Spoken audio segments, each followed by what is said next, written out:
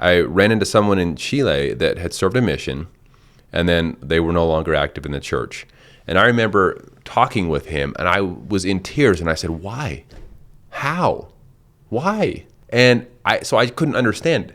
I wasn't raised in the church. I had no idea what his journey was. I didn't really ask him what was his reasons for leaving the church. I just was, all I could say is why? How could you possibly? I couldn't believe it. That is ultimately, in my experience, kind of the way people feel. Whether it's pity, whether it's disbelief, whether it's just breaking down crying, because that is how strongly members of the church believe that it is the truth, and it is what will make everyone or help everyone be happy in this life and in the next life to come. So why would someone possibly not want it or leave it once they have it?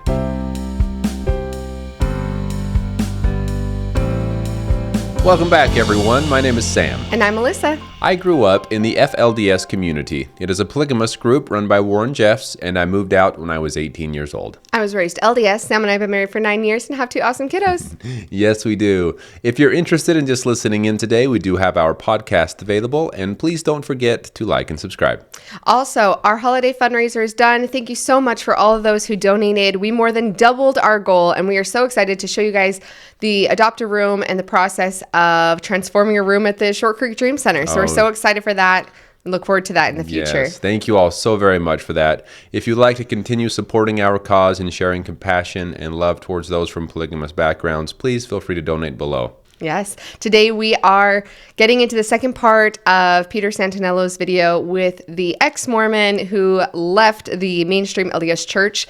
Our first part, if you want to see, you can click above, but it got very long, very fast. This original video is only an hour long, and I think our reaction to the first half of it was like 2 hours long. So we apologize for being long-winded. There was just a lot of detail. Yes, I was going to say, unfortunately, we had a lot to comment about, or fortunately, I guess, depending on how you want to look at that. But we're excited to get into the second half of this, and I hope there's a lot to talk about here as well. Honestly, we haven't seen this yet, so we don't really know what's coming. This is our first view, and so hopefully there's a lot to talk about here as well. Yeah, we'll see. Let's get into it. All right. The church has a big emphasis in the continent of Africa, and I think it's a good proposition for many of those people. The church is incredibly wealthy, and although the church teaches the law of tithing to these people, which is an incredible sacrifice, the church also provides food, clean water, I believe education in a sense.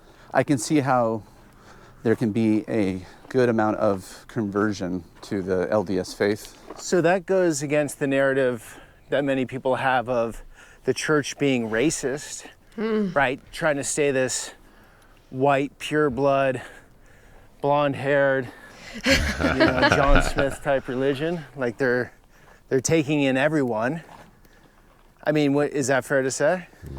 The history is interesting. And when Joseph Smith founded the church, there were black members of the church, black members who, for example, received the priesthood.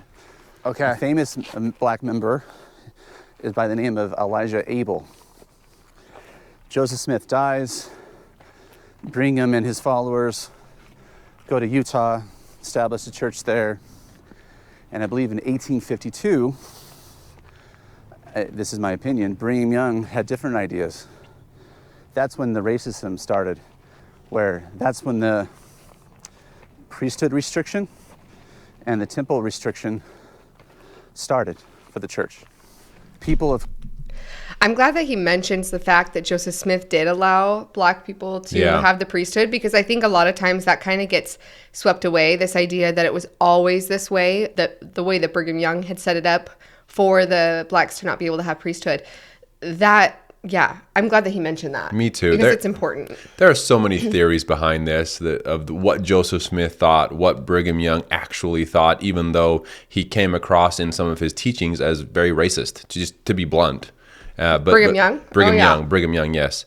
But people even argue that fact, that no, he didn't actually this, and he actually had good friends that were of color and different things like that. So there's a lot of theories, but the overall theory, I think he's right on with what he's saying here. Well, yeah, and another like kind of little known fact as well, like when Joseph Smith was running for president, like just him as a person, it's very well documented that he was an abolitionist.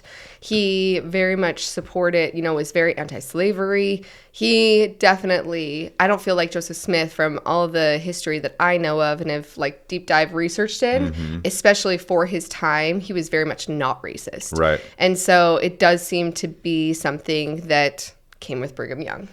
No wonder that active current members of the mainstream LDS church don't focus on Brigham Young's teachings all that much. Yeah, exactly. So I think he's going to go into here in a second as to when that stopped. I do need to point out here as well, I mentioned this before, I'll mention it again, the FLDS church, where I came from, they do focus a lot on Brigham Young's teachings, and they remain very racist. Very racist. Yep, that's a very good thing to point out. Also, as far as the church becoming like worldwide, I know he's saying right now they're focusing on Africa. For a long time, they're focusing a lot on South America. And I would say that the church tends, like he was mentioning, the church tends to do very well in poorer countries or third world countries. Right. It's definitely somewhere where, like you said, their tithing sacrifice, they actually see a lot of that come back to them, and they can see the benefit like just temporarily. Would they see the benefit coming back to them? Right. Well, and it will be said that it's because they are a more humble people, and that they are more willing to receive the gospel of Jesus Christ. And that's kind of what is being told. Once again, there will be different opinions about that, of why it's easier that someone joins the church from a less rich country, I guess you could say. Not that there's not some very wealthy people in a lot of the South American countries as well. That is a fact. But there seems to be a lot of those that are a lot more humble. Yeah. Of color, black skin specifically, could not get the saving ordinances of the temple necessary to go to heaven. But in 1978, the church lifted that ban. I will also point out here that in addition to them not being able to hold the priesthood, being kept from the ordinances themselves is a completely separate thing. I, as a woman, can't hold the priesthood, right? But I was still able to go into the temple and take out my endowments and receive and partake in those ordinances. So not only were they keeping people of color, well, specifically blacks, because I think they allowed Hispanics and Polynesians before 1978. I'd have to look into that. That is a great question. Because I wanted to say people of color, but honestly, I don't know if it was all people of like any nationality, or if it was specifically just people that had black skin, which is just even more horrible. But that was to keep them from those covenants, in addition to not letting them have priesthood authority, is absolutely awful. Okay. So it was, what's the math on that, 126 years of restriction. But in 2023, it's open on that front, right? Or no? It is, but I'll say this. Missionaries' goal today, and always has been, when they preach the gospel, they're not saying, join our church, it's good. We got great structure for families, and you'll have good associations with your neighbor. What missionaries are saying is, join this church because it is the only true church on the land. God speaks to prophets.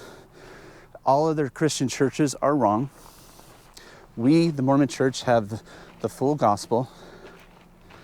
And if that's the case, why was there a priesthood ban to begin with? Out of necessity, the church changed. The church should be at the forefront of change in society, not always decades behind. I will say yes and no to that comment based on my personal experience. Maybe his experience as a missionary was very much that way, but when I served a mission in Chile, it seemed that we would try to focus a lot on the family. And, this this is a church that will bring your family together. This is a church that will help you live a better and happier life here on this earth. And then, yes, there was that caveat as well that this is the truth. And wouldn't you want to have the truth on earth? But it was less focusing on that and more focusing on how it would benefit them, even in this life, and then, of course, in the life to come. An example is, in the United States, the Civil Rights Movement was in the 60s. The Civil Rights Act was passed into law in 1964. Why is it that the church, about 2 decades later, finally change? They should be ahead of the curve. And there's argument that there's people on this land, the whole world for that matter, who never had a racist bone in their body and would promote and push for equality for all members of the church. But for some reason, the church for 126 years held that line of Brigham Young.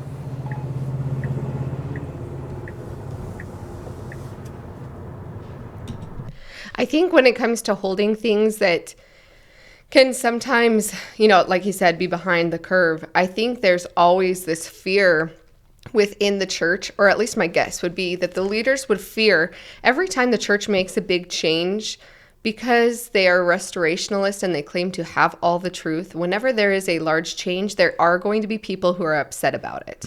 And I know there were people who were upset when it changed to not being racist.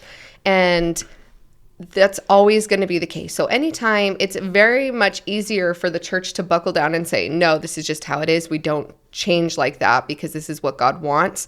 It's much easier for people to buy that and to give into that idea, like that ideology, I think, than the idea of this constantly changing, that God, not that God was wrong for that period of time, but like that the church, they'll say that it was, that's just what everyone needed at that time.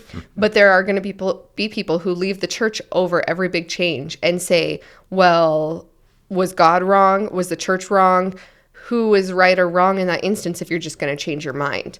And that causes big problems, and that causes people to leave every time. Another one that happened was when, and this was in our time, when they put a ban on children of LGBTQ community members if the children couldn't get baptized at age 8. Mm-hmm. And that was a huge, I knew people personally that left the church because of that ruling. And they said, I'm not okay with that, right? And then it's like, okay, well, if you're putting a ban on it, then was God wrong before? Is he wrong now? And they changed it again a couple years later, I think because there was so much. But every time the church changes something, it's so much easier for them to just stick to their guns than what it is for them to change and admit that they were either wrong or try to explain away why it was the way it was before. Right, and we're all for good changes. Oh, absolutely. Like when it comes to from the outside looking in now, my goodness, anytime the church can change to include more people, to make it this better, more comfortable place for all,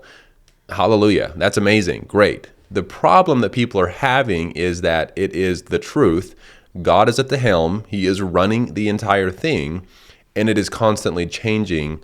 And in some cases, it is changing drastically, not just adding on. It is, hey, that was wrong. Now this is the way to do it. So that's where people have the problem of, okay, well, if that was wrong, why did God allow it during that period of time? Yeah. And so that's where it really comes down to.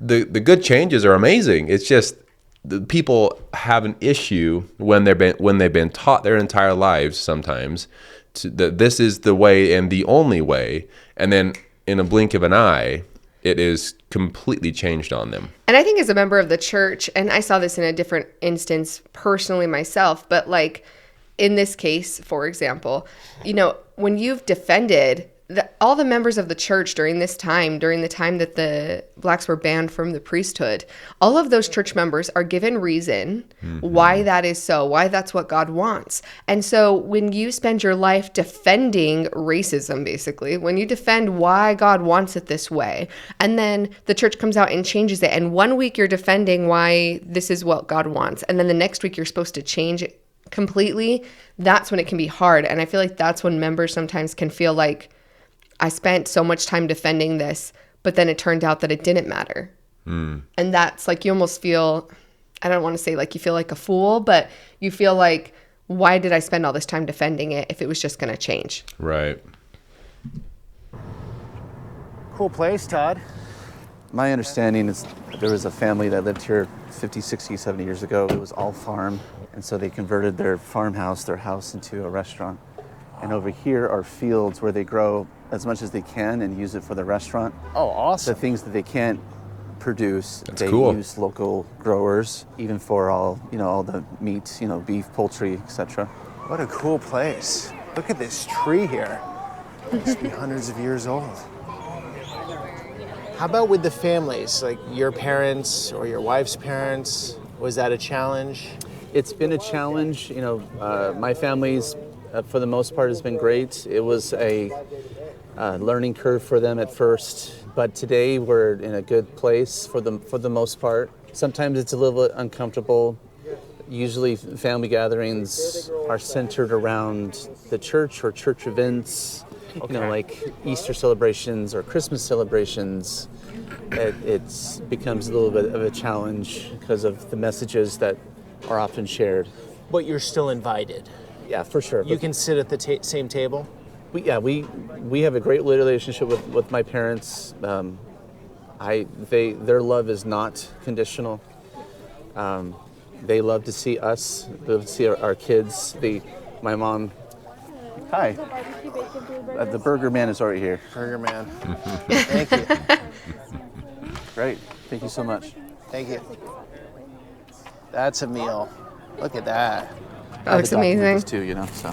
This is in Mesa, Arizona, right? Wow. Looks like we need to travel Bread, somewhere. Some fries. Ribs, pulled pork, beans. This is just a loaded burger of sorts with Gouda cheese.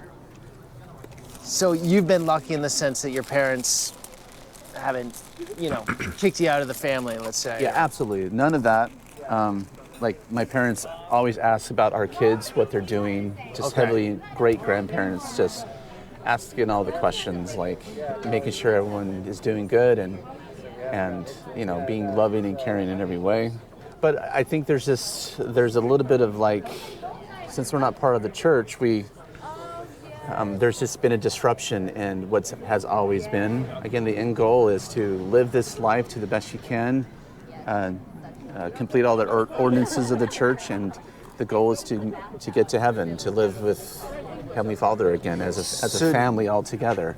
So do you think your parents think you won't go to heaven now that you left? I wonder, but that's the doctrine, When he says live all together as a family, just so you know, and there's a lot of people that have asked this question, they say, okay, well, if the idea is that you can all become godlike and have your wife or wives and your children and have your own world and planet and be in charge of your own thing, why does it matter if the family's all together? So really what it comes down to is the fact that if you are not living all of these rules and laws and ordinances and obeying all of these things, you most likely won't even end up in the same kingdom of heaven.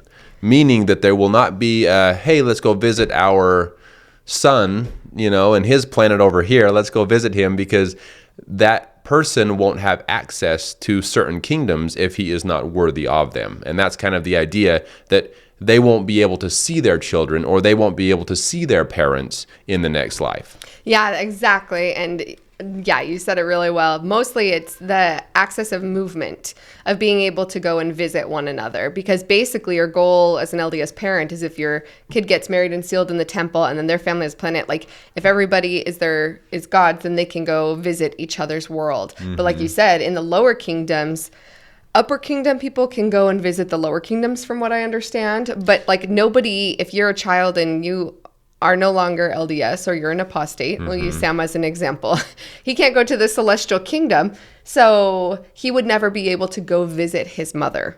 Right? And sounds familiar as it is right now. Oh, it made me sad. Well, I mean, but it's just, kind of one of those things where I'm trying to make sense of it, right? Like what it would be like in their theology. Yeah. And I think about the way it is right now with the FLDS and the fact that I'm just not welcome. And if I did just show up there, I would feel very uncomfortable because I know I'm not welcome. And I have a feeling that that's kind of what they're referring to, is that you're just, if you don't live a certain way, if you don't live certain standards, you're not welcome. Yeah. And then within like Warren Jeffs, within the FLDS teachings, he recently came out with Revelation saying all of the, each of the different kingdoms of heaven, it's not like you're like in different neighborhoods, you're on separate planets. So there would be no way for you to be able to get anywhere else anyway, because you're stuck on this planet. Right. So. Right. Like, we resigned from the church, which means all of our covenants we made from baptism to all the temple has been basically null and void. Or so, do you even believe in heaven now since you left? Good question, Peter. I don't know. I mean, I guess my answer is I don't know, and I'm at peace with I don't know. In my experience, I will say learning to say that you don't know things is something that takes time and is hard when you leave the LDS church, because one of my favorite things about being a part of the LDS church was feeling like I knew Had all the answers. everything. Like I had all the answers, or if I didn't have an answer, I could easily go to the church website and find out exactly how I was supposed to think or feel on just about everything, from social issues, political issues, almost everything. I could get an answer of, this is what you're supposed to think, this is how you're supposed to feel. Yeah. And so when you leave that and you have to become comfortable with, I don't know, I don't have all the answers, I have to decide these things for myself and decide what I think and feel personally without the influence of an organization, it can be really tough. Right. And I feel like a lot of people that do leave the church, or the FLDS church, or the mainstream LDS church like Todd here, or like us, it's, I think almost everyone falls into that category of, oh no, I don't know.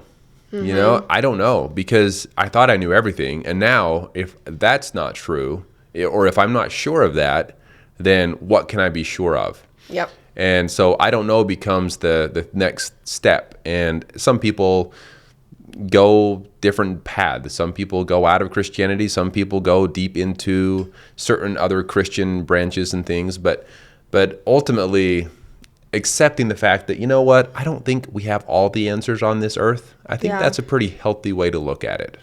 Yep. when I was a member, you would work so hard your entire life and putting doubts on yourself that you're not doing enough, you're not good enough, you're not doing everything that you can. And so I think there's a little bit of a constant fear that will all of our family be together? Are we all doing all the things that we need to go to heaven? There's a primary song that kids learn, and the lines are, "Teach me all that I must do to live with him," meaning Father in heaven, someday. So it's in the doing. It's not just like, I believe.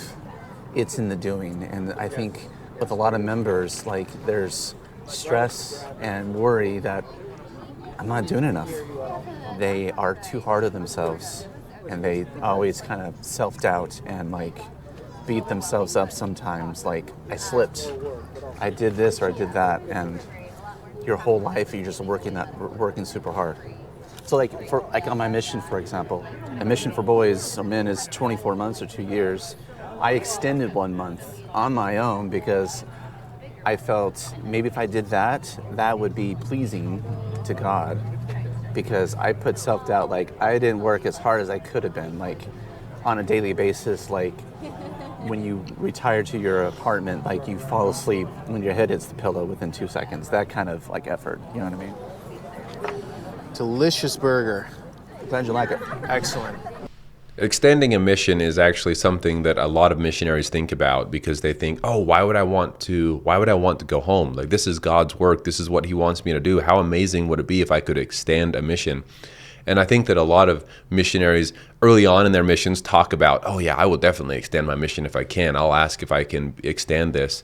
And I would say most, by the time the 2 years comes to an end, they're like, yeah, no, I think I did my 2 years. I think I'm good. I mean, you get to the point where, yes, you're loving what you're doing in the sense that you feel that you are serving God in the best way possible, is kind of the feeling.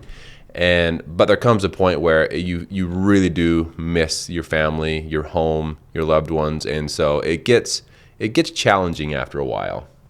So anyway, I just wanted to point that out, that extension of a mission was something often talked about in the mission field. How do you go about that? Do you just tell the mission president, hey, I want to extend, and he approves it or denies it? Or how long can you extend for? Yes. Well, and I've heard of different circumstances where some missionaries extended it for multiple months, and maybe that was a need in the mission, or it was just something they wanted to do. I will say that even if you put a request for an extension, you don't always get that, depending on the situation in that mission. Or how much your mission president likes you.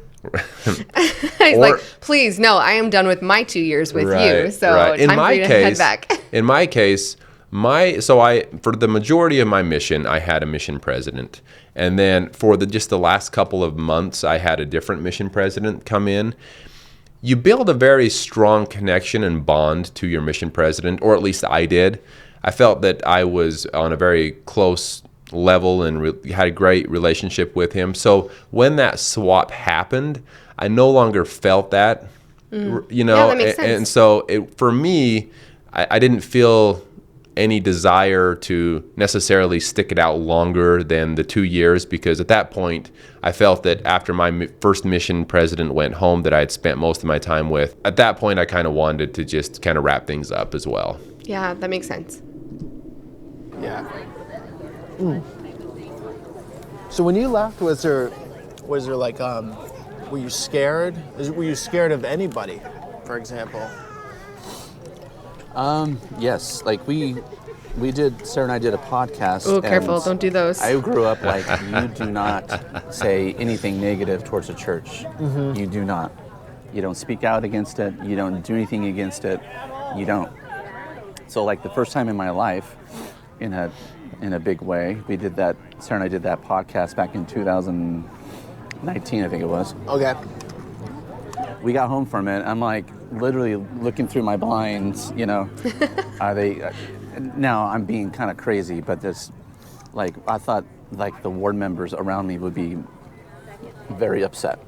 Is there a vacuum that needed to be filled? Because in my research for this story, I've noticed some people seem to be doing pretty well. Others, there was such a structure, there was something so meaningful that they don't have something to fill the void with. Or they've even like gone as far to the other end of the spectrum as possible, finding a purpose or something to stand behind in politics or something else. Mm-hmm. What are your thoughts on that? Because it's like, how do you take something out that was like almost like an operating system if you don't have anything to replace it with? How do you cope? How do you deal with that? I would agree. So for me, it was a devastating loss, and it made you rethink everything in life. Because again, the church provided a complete roadmap from start to finish, and so for me, I didn't have answers overnight, and it's still a journey for me and my family. Okay. Now, I'm full. Yes. Filling the void is very tough. I think everybody does that differently.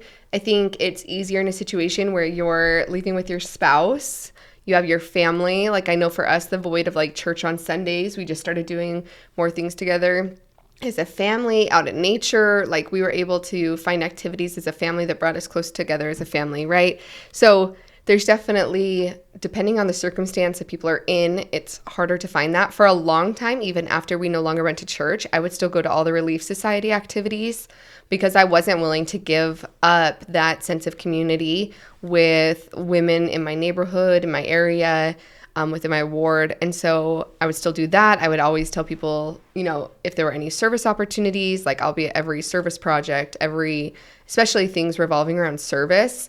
I think as time goes on, like there are other things that I've done now, like PTO at school, being on the board with that. There are times where I'll come home and I kind of chuckle at Sam and I'm like, it feels so much like Relief Society to me. I think it's kind of filling that. And I didn't go into it thinking it would, but then when you're part of an organization that is filled with women trying to help, you know, a school or help people or service oriented, there are moments where there'll be things that I'm a part of where I feel like, okay, this is helping fill the void in a way I didn't even realize I needed, just because it is hard to lose so much community and lose so many opportunities to serve people. Right.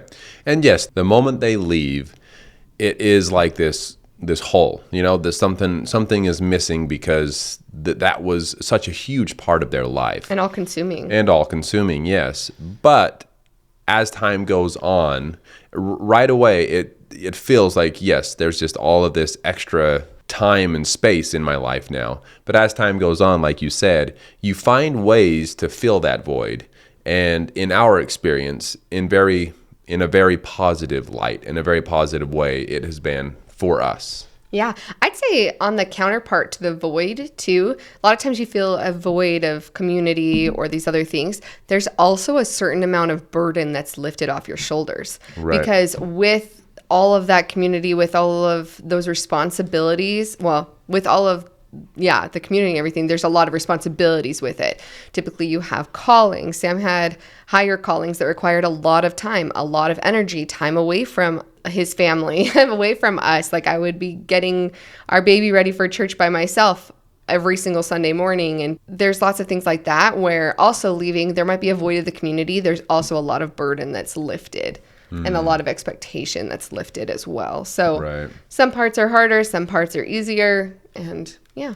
Yeah, and he did mention as well that, in the church you're always trying to be perfect, and so it's very difficult when you slip up or you're always judging yourself and this, that, and the other. And that is true to some extent, that you are always under this pressure of, people will say you're not ever going to be perfect, but you need to try to be perfect. And to always be trying to be perfect, it can be good in some ways, I guess, but in other ways it can be very, very stressful and very difficult when you're consistently not quite reaching the mark. Yeah, because you can never really reach the mark. Right. Full of hope, and we are, I think for us, we're constantly learning to be even more compassionate, more loving, and more open to other people's point of view and their experiences. Okay. My wife is studying to be a family and marriage therapist. She wants to give back. Great. In the short term of things, I'm helping special needs kids, going to taking them to school, and I find that super rewarding. Mm-hmm. That's awesome. So I guess that's what I was saying. If you can be that person who finds positive things to fill it with, exactly, I think that's when you can end up feeling the most fulfilled. It's when people aren't able to find that next thing to be able to feel like they can replace the service and the aspects that you really love about the church, that it can be a lot harder. Right. So you're finding purpose through other missions that help people out, or you and your wife are both doing that? I think joy is found more than ever in helping humanity, being a human, and love unconditionally, without an agenda, without the in the back of your mind you're trying to share something or convert them to something. Because at this point I don't know the answers of life, and I'm at peace with that. There's 17 million members of the church, and there's, I think, 8 billion people on the earth. And so if you do the division, the mathematics on that, I think it's 0.002% of the world's population is Mormon or LDS. The basis of the church is they're sharing what's called the plan of salvation, where God created this plan before the world was, so that people can go through these steps to become like him. Mm-hmm. And it's just, the thought came to me one day, I'm like, wow, at this point the church has been in existence for 250 plus years, and the early leaders of the church would state that on one hand Christ's coming is near, and on the other hand they would say we're going to fill the earth with the gospel. But then I think, wow, only 0.002% of the world's population identifies as LDS. That's not a very good ratio, It's very low. I think people will look at that differently. Some people will say because the Book of Mormon is available to the world in almost every single language, hundreds, over 100 languages, almost every single language, that means that the gospel is available to the entire world. So people look at that differently, whether or not everyone is ever supposed to be Mormon or LDS. A lot of the LDS faith and the FLDS is that there's going to be work done in the next life too, that Christ's coming is not going to be like the end to missionary work or the end to spreading the church, globally. So I don't know. I remember so coming from the FLDS church, where at its peak it was just over 10,000 members, coming in and then being introduced and joining the LDS church, I felt like the LDS church was the entire world, right? Like, I mean, especially it's around the entire world. Especially living in St. George, Utah, I was like, oh, everybody's LDS, like, and that's just kind of the mentality that I had coming into it. To then go out into other countries and other states and realize that, that it wasn't that wasn't the case, that there were a lot of people, most people are not LDS. It was almost shocking to me to realize that. Yeah. And anyway, but I think a lot of people that are raised in the church as well don't realize what a small percentage of the world the LDS church is, because it's their entire world.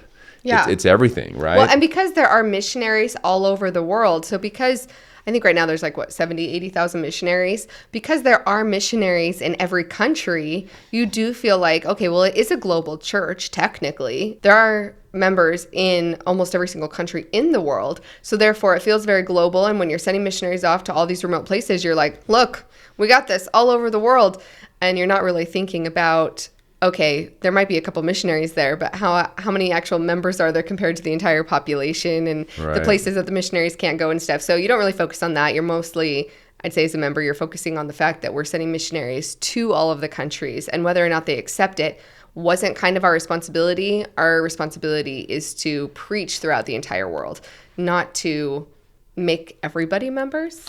Well, and this 17 million, right?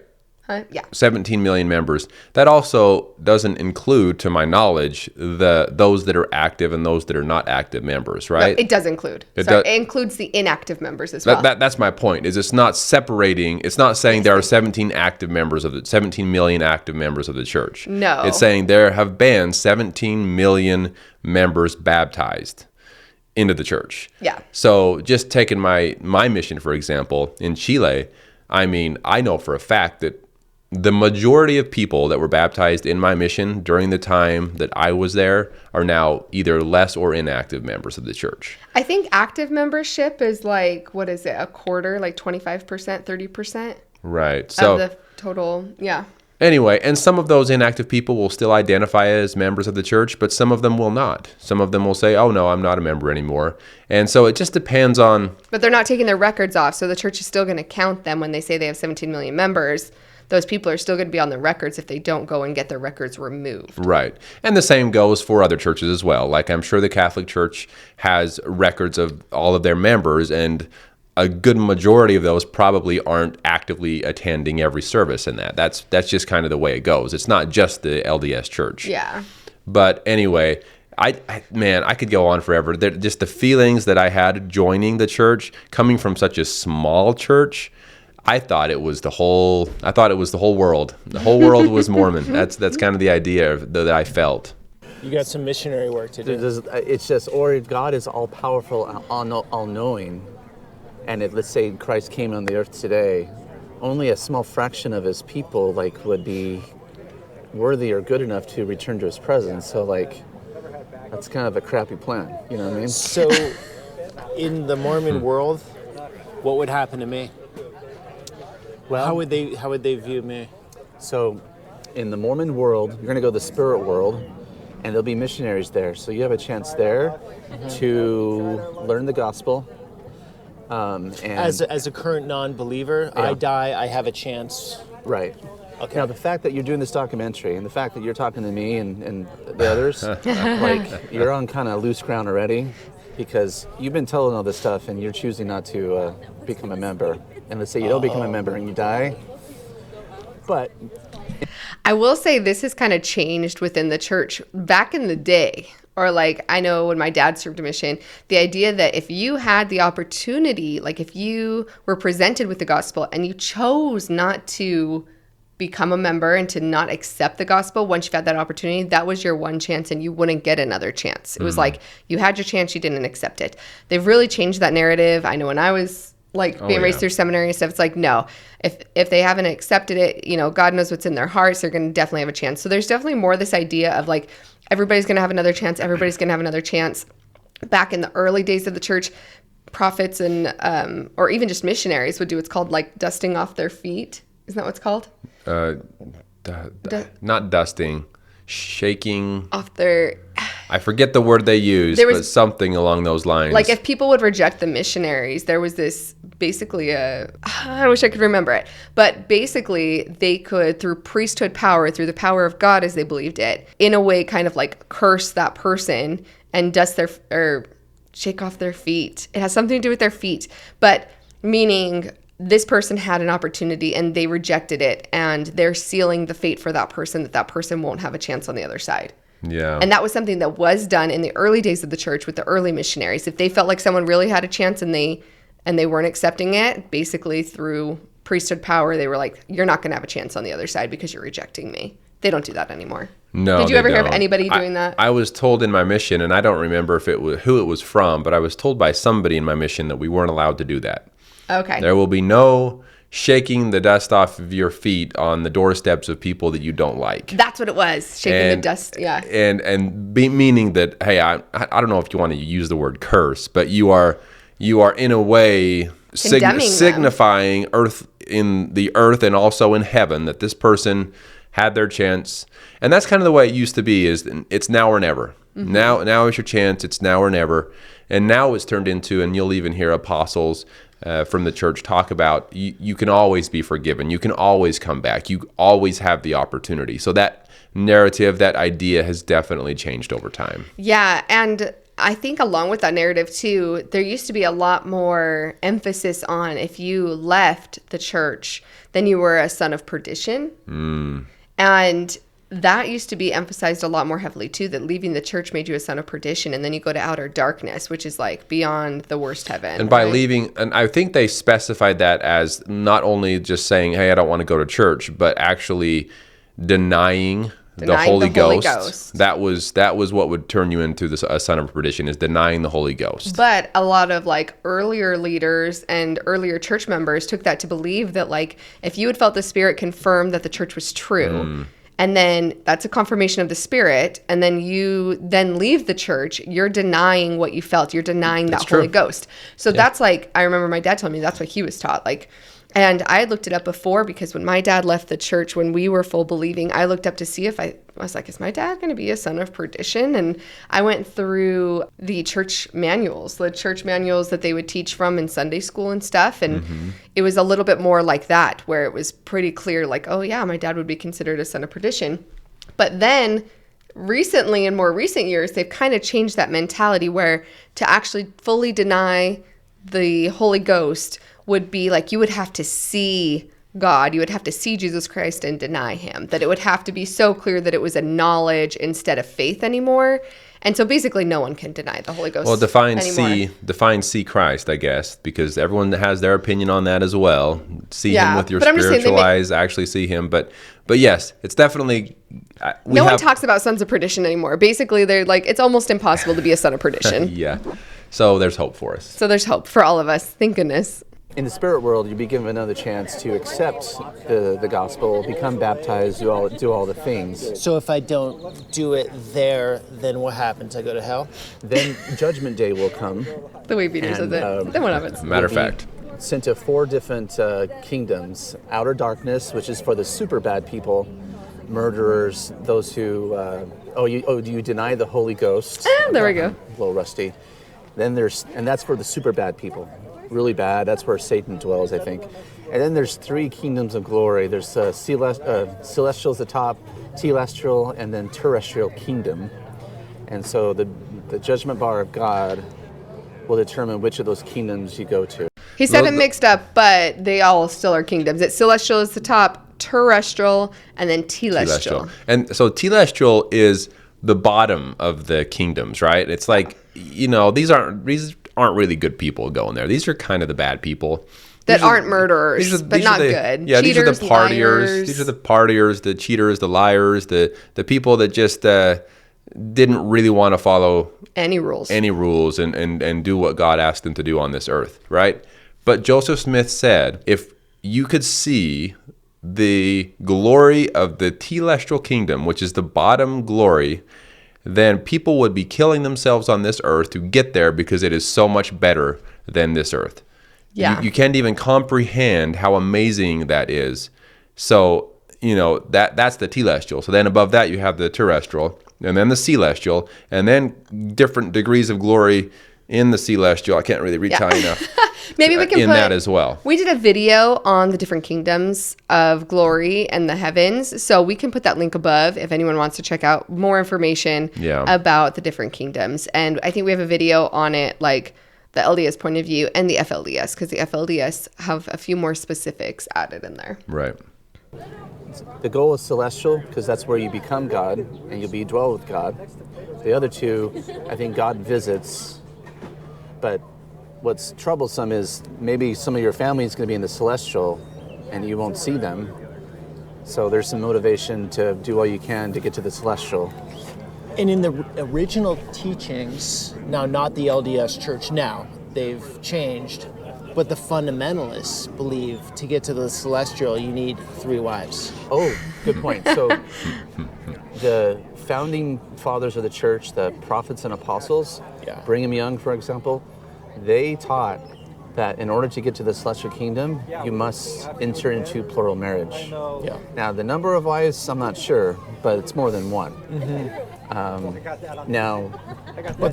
Yes, and that is, once again, that, to my knowledge as well, the 3 wives thing, I don't know where that comes from. Yeah, there's a lot of groups that believe it, though. There's a lot of people that believe it, and it must have been something that one of the early prophets said, but I was never taught that in the FLDS, that it had to be a certain number. I was just taught that you didn't even necessarily have to have multiple wives, but you had to believe in and fully embrace the plural marriage and the celestial law, as they would call it, in order to reach the celestial kingdom. Yes. And within mainstream Mormonism, like in the LDS Church, I was taught that the celestial law is the sealing ordinance. So that can be plural, but it can also be monogamous. So I was never taught that like you're going to have to be a polygamist in heaven, that the celestial law was that you were sealed to your spouse in the temple, and that that's the importance of it. And then there are people obviously who do have plural marriages that can also be sealed. There are people who, like the current prophet of the church, Russell M. Nelson, he was sealed to both of his wives. So in the next life, he should have both of them still sealed to him. So he's in a plural marriage, and he will be in the eternities because he's been sealed to both. So it definitely have to accept plural marriage in your heart, I guess, and accept that that's going to be okay on the next side. You can't just believe that, like, plural marriage is a sin and nobody should ever do it. You have to accept it on a certain level, but you don't have to practice it, is what I was taught. But don't worry, feelings of jealousy will be gone in the next life. So it should be fine. That's changed, to be clear on the record. So the history is the U.S. government almost brought the church to their knees for practicing it, and so I think the third prophet put the kibosh on it. They stopped it completely. Fourth, yes. But another interesting fact is polygamy technically still occurs in the Mormon church today. Also, when we're correcting and saying these things, it's like we're not trying to be harsh on him.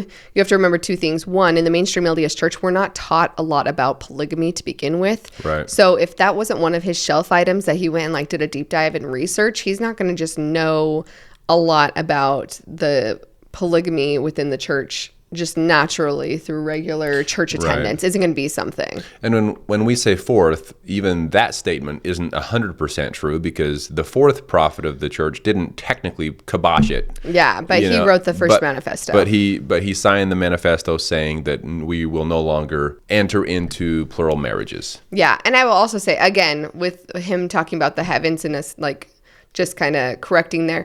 Another thing to remember too is that when people leave, a lot of times when they leave the religion, we are talking about it constantly, and we're constantly gaining new information about fundamentalism and about Mormonism and all this, because that's what we talk about and do on this YouTube.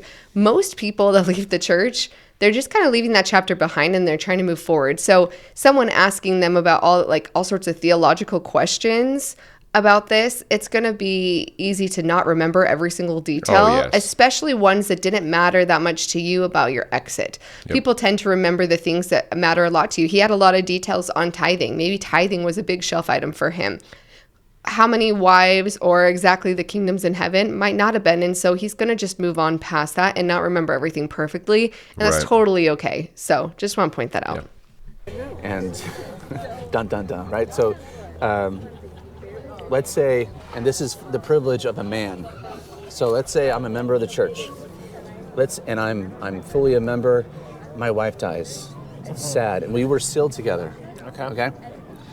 I have the opportunity to marry another woman and be sealed in the temple to her, so that if we all live faithfully, we will live forever in the celestial kingdom, and I'll have 2 wives. Okay. Or more, technically, if that second one dies. Okay.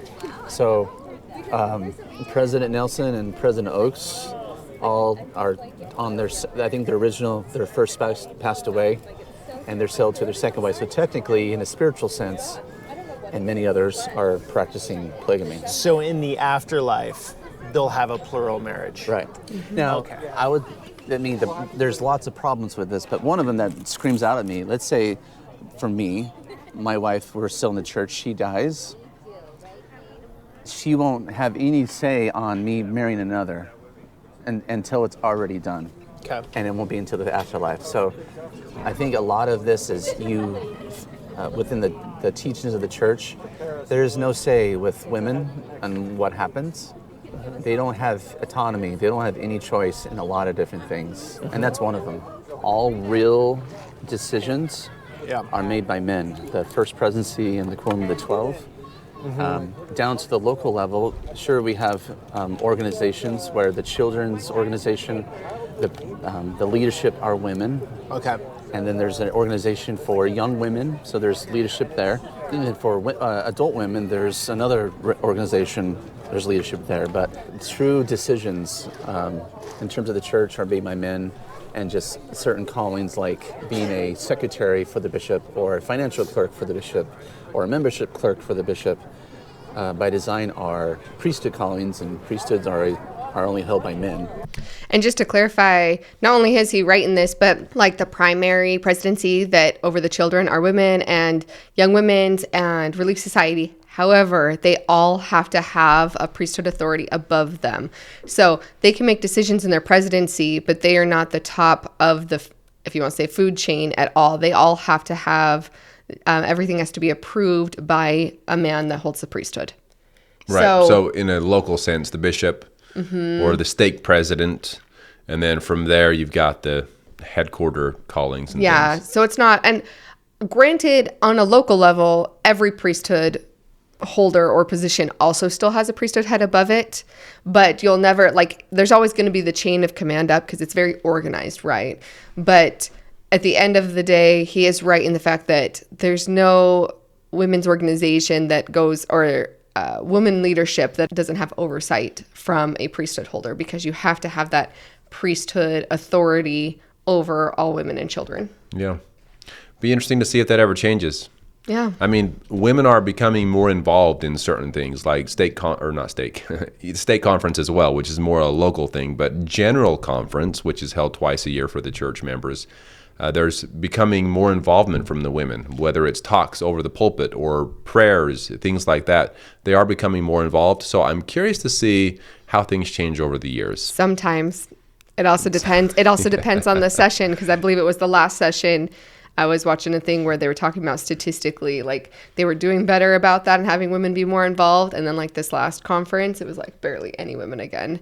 And so that's a whole other thing we won't get into. That's another topic. Yes, even within women's callings, there's still always men above them. Help with the collection of tithing money and some of the local expenses. Okay. Under the supervision and direction of the bishop. Women can't do any of that. But looking back, it's silly, because what if, I'm sure there's well-qualified women who maybe are accountants by trade, who can do a phenomenal job, but because... So they're not allowed to do that right, at all? Is that nationwide or just in... Nationwide. Okay. When you were in the church, and you heard of someone leaving or knew of someone leaving, what did you think about them? I would be guilty of not trying to understand on a personal level, in a truly empathetic level, their journey. You wouldn't think, oh, that's a loser, just a non-believer, they've gone off the rails. I would think internally I would have pity. Pity's the word I'd think of. They're not holding on to the rod, the iron rod, where helps you stay righteous and close to God. It's from the Book of Mormon. You're not on the path to righteousness. I don't think I would overtly say things, but I think I would be guilty of maybe thinking it, because this is kind of how we were wired. 100%. Pity is the perfect word that I would use. I always felt pity on people who left. A lot of times you'll hear people say that they're sad, sorry, oh, they're so sad for you. Their heart goes out to you, because when you're raised in it, you're told that anybody who leaves can't live a truly happy life. They'll never feel as happy as what they did in the church. And so they're choosing a life of sadness and sorrow, and they're not going to have the support to be able to get through hard times, or the blessings. They're not going to have the same blessings, so their whole life is going to be less than because of it. And so even though I would never say that to anybody, I think there was always that sense of pity of oh, you gave up this amazing life you could have, and you just gave it up for a lesser life. How did you feel? Oh boy. Honestly, I was just in disbelief. I was, when we're referring to the mainstream LDS church, FLDS church was a whole different topic. But when as a new member in the LDS church, recently baptized, not too long after that, I was on a mission. When I found out that someone left the church, especially someone that had served a mission before leaving the church, I literally broke down in tears. I could not understand how someone could possibly, I was just in disbelief. And I remember running into someone in Chile, and I think I wrote home to my family about this. I ran into someone in Chile that had served a mission, and then they were no longer active in the church.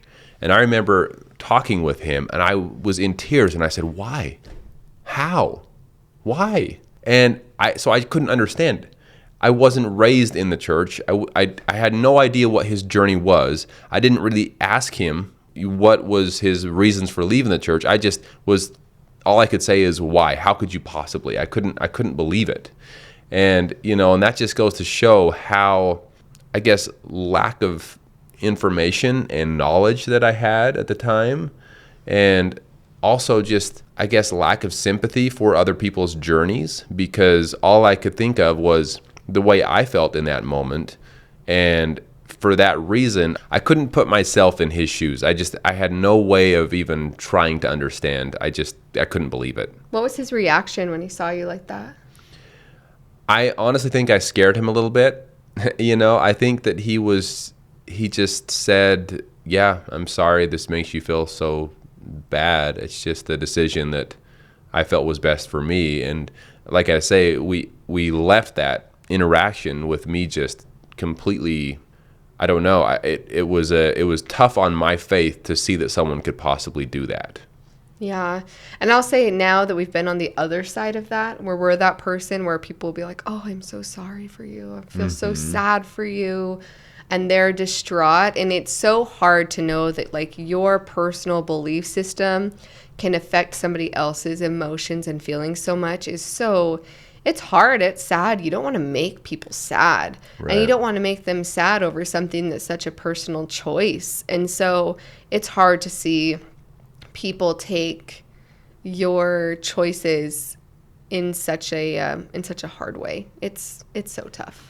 Yeah, and that's, I guess, the reason I wanted to share that is because that is ultimately, in my experience, kind of the way people feel. Whether it's pity, whether it's disbelief, whether it's just breaking down crying, because that is how strongly members of the church believe that it is the truth, and it is what will make everyone or help everyone be happy in this life and in the next life to come. So why would someone possibly not want it or leave it once they have it?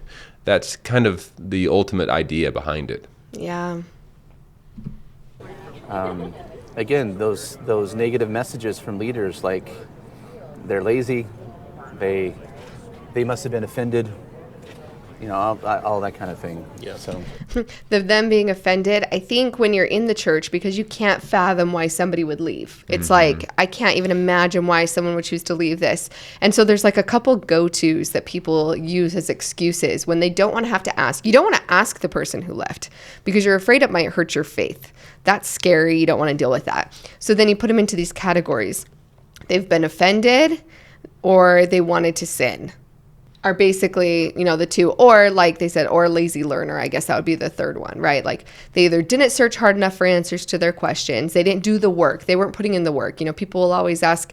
I know that when we had our faith journey, people, are you reading your scriptures? Are you praying? Are you doing all the things? Because if you're not doing all the things, then it's probably your own fault that you can't find answers to your questions, right? So you're not doing all the things, you're being lazy, and then that you want to sin somehow, or that you're offended. And even recently we were sharing with someone, and a newer friend, and they said, oh yeah, I had lots of family that left because they were offended by things that people had done, and they didn't even know that we had left the LDS church.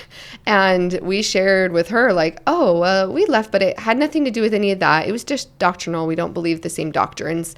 And but we have lots of love for people in the church. And you could tell like the shock on her face. Like on her face, she was like, oh, like in her mind, she hadn't met somebody who left the church that it wasn't because of them being offended or having a bad experience with someone within the church, that it was doctrinal. And so, yeah, I thought that was interesting because it's easy to categorize those couple things because those can make sense to someone in the church. Being offended seems to be the number one go-to. And I remember as a missionary, and also back from my mission, just serving in callings within the church, when visiting inactive or less active members, a lot of times we would ask, did something happen at church? Did someone offend you somehow? Because that seems to be a very common one. Yeah. What would you want, if there was one thing you would want people of the church to know, or like one main point you'd like to bring out? I would say, if someone that you love, family or friend, decides to leave the church, go have an honest conversation with them and ask them in a sincere way, like, what led you to leave? And out of love and concern, ask that question, because I think oftentimes, and I've spoken to many people about this, is they feel deserted.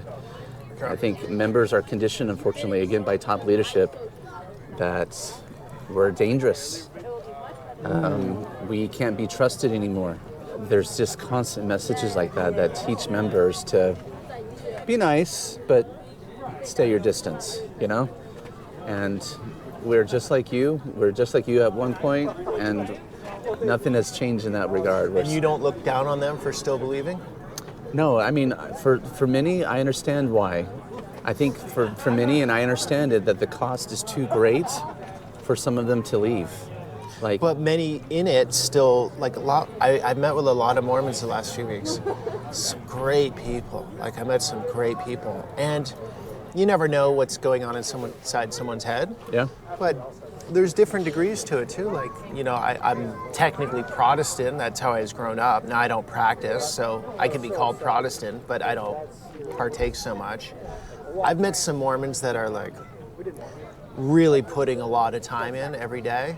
I also met some that are yeah, it's my belief. It's but they're not. I wouldn't say to the grindstone with it.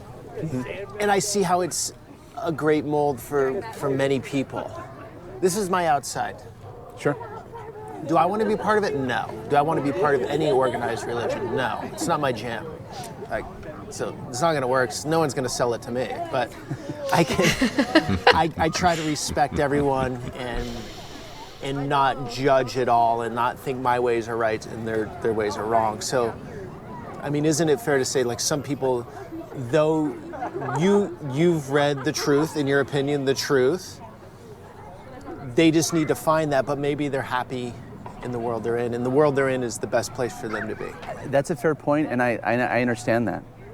And I'm not here, and many of people who live are not here to pull people away. Okay.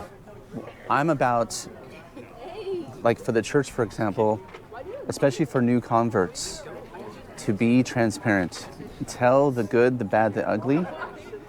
Everything from the church history and to what you're doing today.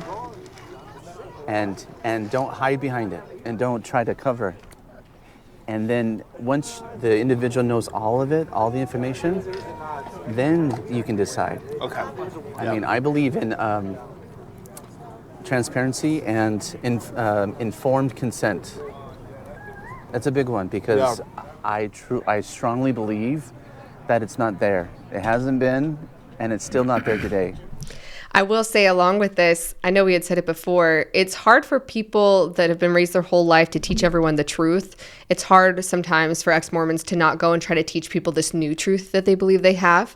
But to Peter's point, just kind of going against Todd a little bit here, playing devil's advocate, if there isn't transparency and the church is to a new convert a more, I don't want to say watered down, if they don't know all the deep doctrine, if they are lighthearted about it, and to them it is worshiping Jesus Christ, having personal revelation, having a prophet that teaches them how to be a good person, if it is the surface level and that is all they learn and that is what makes them happy, then don't they have the right to be able to access that? Mm-hmm. Okay?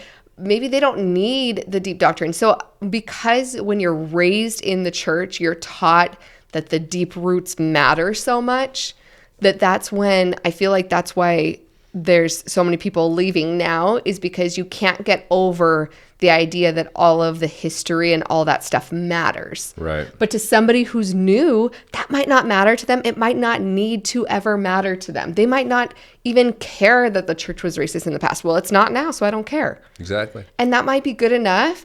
And you have to, at a certain point, respect everybody's journey in accepting what they do. And again, that's hard for people who are raised in it, especially with the way the church used to be, this idea of like black and white, and we're on the right side, and you need to be on the right side of the fence, and you can't be a fence sitter, and you can't have it both ways. Like, I know for me, a lot of things are so black and white, and there are members of the church that I'm friends with now that will go and drink a coffee, and I'll be like, oh my gosh, like, but that's against the word of wisdom. And they're like, well, but that is how I interpret, that's how I interpret, or I don't feel like that's necessary for me to be able to still live my covenants. Right. And while that's hard for me with the way I was raised, that might not be hard for somebody else in the way that they were raised, and they might feel okay with that, and they can still be good Mormons and do things the way that they feel is best. And coming to terms with that has been a little hard for me. Well, not hard, but like it's been a new experience being more accepting of the spectrum within Mormonism as well. And I think that something that we could see in all religions today, most, I don't want to say all, just in case, but most religions today, including the LDS Church, we know people that have joined the church and became better because of it. Yep. We have to admit that. They became happier, they became better because of it. We also know people that because of the church or things within the church, they became not as good, not as happy. Not as kind. Yeah. More judgmental. Different. So every individual person needs to find that in their life that will make them and help them be happier, kinder, more understanding. So that looks different for every individual person. Yep. And so that's something that we have to see here. And that for those that are leaving the church, it sounds like Todd seems to be okay that people are still a part of it. But for those that are leaving and trying to rip everyone out because they don't think that is what they should be doing, that's just something to remember, that for that person, it might be what's best. For this person, like Peter, obviously, for Peter, the Mormon church is not what's best, because he says that's not for him. And so there's no point in trying to force someone into something if it's not what will make them happy. Yep. Every person, because again, look at my life. You will devote everything to the church.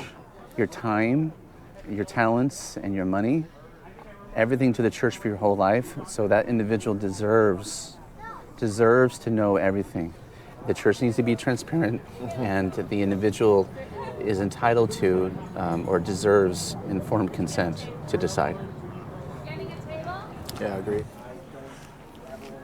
Well, Todd, thanks for that. Yeah. Not easy to tell that story, I'm sure. Yeah, it's challenging, it's tough, but it's a story that needs to be told. The hope is just to have mutual understanding for the members that stay, for the members who leave. Okay, So- great. No, appreciate it. Yeah. Give you a handshake here. Thank you so much. You're welcome. And guys, this is part of a greater LDS Mormon series. I have 3 other videos of people in the religion that seem to love it. 2 stories about fundamentalism, which is totally different than LDS, but I wanted to show that difference. And you, someone that's left, and I felt that was an important component to this series. Thank you. Well, thanks for the Yeah. opportunity. No, It was fun. thank you. Awesome. Okay, cool. Yeah, man, it was fun to get to go on this journey with you all. I know that so many people have had more questions about what we think and feel about having left the LDS. Some people didn't know that we had left the LDS. Honestly, we take that as a compliment every time because we never want to be bashing against the LDS church. So it makes us happy when people are like, I didn't realize that you had. I'm like, good. Yeah. But it's been fun to see and react to this. And hopefully you guys learned a little bit more about how we think and feel. And yeah. Yeah, it's been amazing. We thank Peter for all of these different series. It's been great to see different perspectives, different views, and the scenery in all of these places as well has been fun to watch. So thank you, Peter, and thank you, Todd. We really did appreciate and enjoy this video. Hope you all enjoyed going along with us as well, and we look forward to talking with you soon. We'll talk to y'all soon.